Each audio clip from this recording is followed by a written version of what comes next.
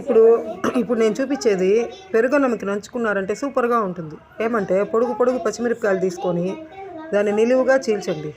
తర్వాత కొంచెం ఆయిల్ వేసుకొని బాండ్లీలో ఆవాలు జీలకర్ర బాగా వేయించేసి ఈ పచ్చిమిరపకాయలని ఆ నూనెలో వేసి బాగా వేయించేసి అది కలర్ చేంజ్ అయ్యేటప్పటికి కొంచెం పసుపు పొడి, కొంచెం మిరప్పొడి, కొంచెం ఉప్పు, కొంచెము ధనియాల పొడి వేసి దాన్ని మళ్ళీ నూనెలో బాగా ఫ్రై చేయండి.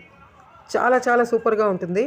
ఇట్లా చేసిన తర్వాత చూడండి కలర్ చేంజ్ అవుతుంది కదా. ఇప్పుడు ఒక లెమన్ తీసుకొని, పెద్ద లెమను, ఆ లెమన్ జ్యూస్ని గింజలు లేకుండా తీసి ఆ బాండ్లీలో వేసి మళ్ళీ దాన్ని ఒక 5 మినిట్స్ మూత పెట్టేయండి. అప్పుడు ఏమవుతుందంటే పచ్చిమిరపకాయలు బాగా మగ్గుతుంది.